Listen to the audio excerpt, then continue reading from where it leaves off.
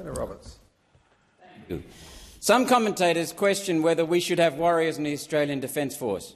My answer to that question is emphatic. Yes, we should. Australians ask the government to protect us from foreign enemies. There's a line on a map. It's called our national border. Inside that line is the country of Australia and its people, our resources, our families, our property and our way of life. Outside our borders, there are some foreign countries who wish to bend Australia to their will. It's only a matter of time before someone else in the world with a big enough military believes they can change what happens inside our borders. History shows that. As the people of Australia, we ask our Defence Force to ensure no enemy that wishes to do us harm may cross our border. We take some of the fittest, smartest and most motivated young Australians and ask them to put their life on the line, for that line, to protect what's inside it. We ask that our defence members be willing to make the ultimate sacrifice. It's a debt we can never truly repay. I've had the privilege of listening to many soldiers, sailors and pilots. In almost all of those conversations, one word comes up. That word is service.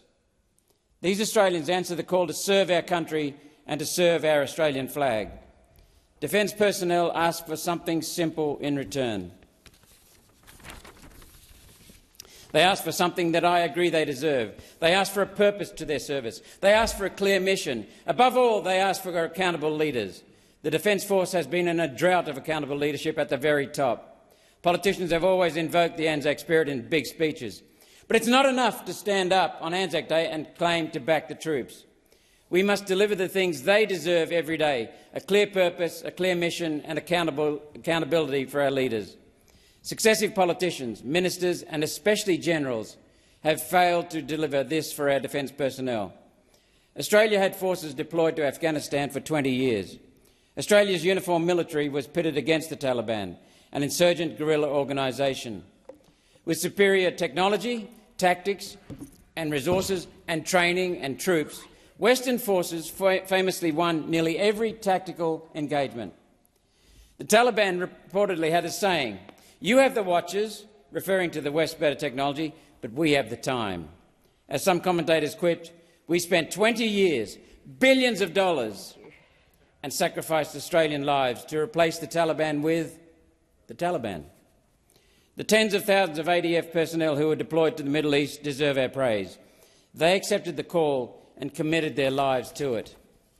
It's the leaders, the politicians and the generals that must be held accountable for the decision to send our best to faraway lands. On his last day in Parliament, on the 7:30 report, former Foreign Minister Alexander Downer said that John Howard walked into Cabinet when he came back from 9/11 in the US and simply declared, "We're off to Iraq." No discussion with the public, not even a word of debate in Parliament, just the lie that Saddam Hussein had weapons of mass destruction. Iraq was an illegal war, based on a lie. There were no weapons of mass destruction, as our political leaders claimed. Yet not one politician or general has been jailed for throwing our best into it. Not one was even called out, even held accountable. Our enlisted and junior officers did everything they could to serve us while deployed to the wider Middle East. Scores paid the ultimate sacrifice. Scores. And the politicians and senior generals who failed them hamstrung our soldiers. Hamstrung them. Those apparent leaders never delivered a coherent reason for an end state or an end state for what we were trying to achieve. Without a compelling reason, the why, our soldiers were deployed in the Middle East, many of our veterans and serving members are left disillusioned. Make no mistake, there were no angels in the Taliban ranks. Those insurgents were some of the worst of the worst. Despite this, our warriors rightly asked, why? Why were we in desert countries spilling Australian blood, only for the Taliban to retake those bases from the Afghan army, as many on the ground warned they would? The answer is that the leaders failed to ever give our soldiers, aviators and sailors the purpose they deserved. Our lesson must be to never repeat these mistakes. The mission of our Defence Force should be clear. If you sign up for the armed forces, your job will be to protect the sovereign territory of Australia from anyone who wishes to do us harm.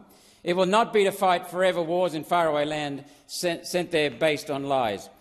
As a servant to the people of Queensland and Australia, I know that our warriors deserve a place in our military, a place in our hearts, and our service men and women deserve a damn good reason to be there, and they deserve and need strong leadership.